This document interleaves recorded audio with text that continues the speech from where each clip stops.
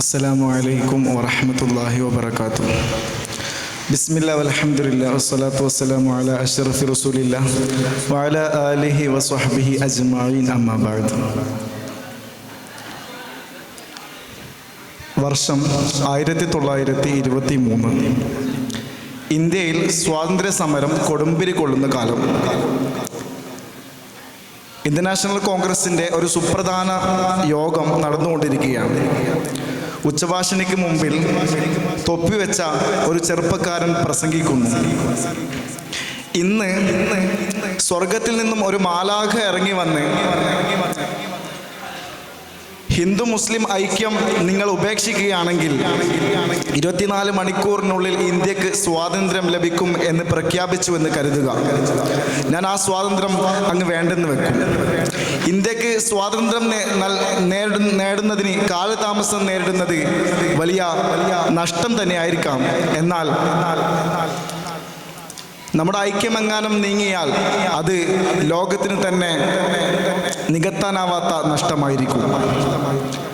ഉറച്ച വാഗ്ധോരണികളാൽ നിലപാട് പറയുന്ന ആ സമരനായകന്റെ പേര് അബുൽ കലാം ആസാദ് എന്നായിരുന്നു. പൂർണ്ണനാമം മൗലാന അബുൽ കലാം മുഹീദ്ദീൻ അഹമ്മദ്.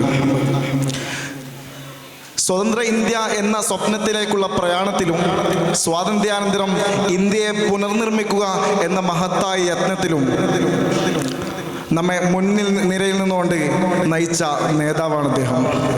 1888 നവംബർ 11 പരിശുദ്ധ മക്കയിലാണ് അദ്ദേഹം ജനിക്കുന്നത്.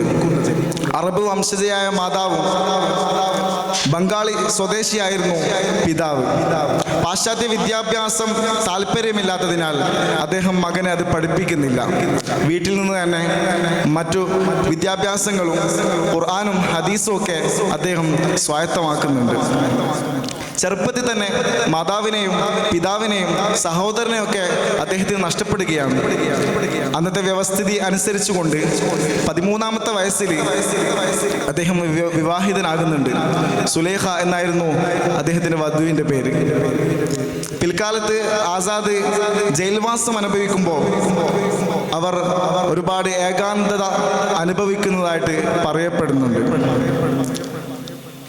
ഇന്ത്യൻ സ്വാതന്ത്ര്യ സമരം, സ്വതന്ത്ര ഇന്ത്യയിലെ വിദ്യാഭ്യാസ സാംസ്കാരിക രംഗം, ഇന്ത്യൻ മതേതരത്വം എന്നീ മേഖലകൾ മാത്രം എടുത്തു നോക്കിയാൽ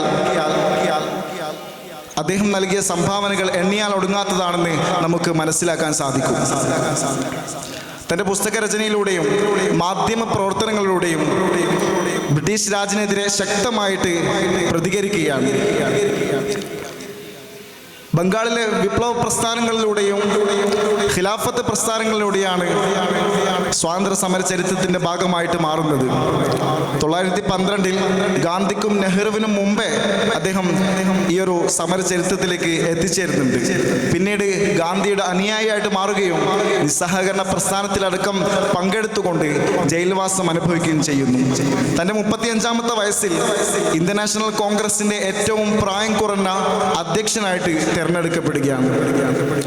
ഇന്ത്യ പാകിസ്ഥാൻ വിഭജനമെന്ന ആവശ്യം ഉയർന്നപ്പോൾ അതിൻ്റെ അപകടങ്ങൾ കാണിച്ചുകൊണ്ട് അതിനെതിരെ ശക്തമായി എതിർത്ത മുസൽമാനായ ഒരു നേതാവാണ് അദ്ദേഹം. ഇന്ത്യക്കാരോട് ഇന്ത്യയെ ചൂണ്ടിക്കാണിച്ചുകൊണ്ട് ഇതാണ് നിങ്ങളുടെ രാജ്യമെന്ന് ഉറക്കെ പ്രഖ്യാപിക്കാൻ അദ്ദേഹത്തിന് ധൈര്യം കാണിച്ചു.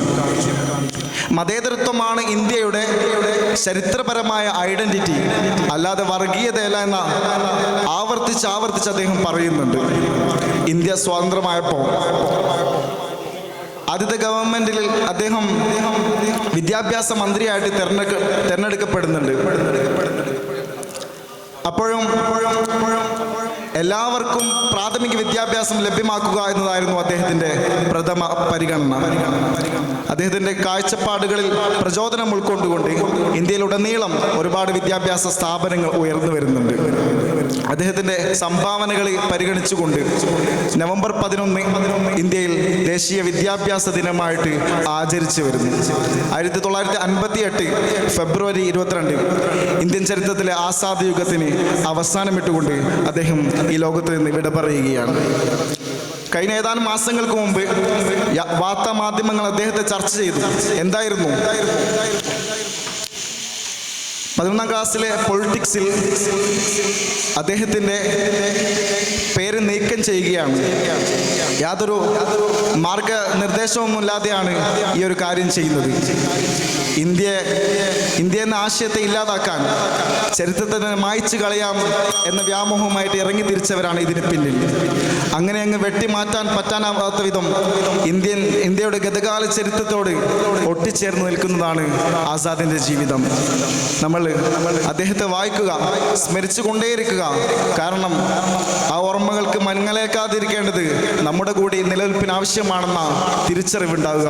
എൻ്റെ വാക്കുകൾക്ക് വിടാം. അസ്സലാമു അലൈക്കും വറഹ്മത്തുള്ളാഹി.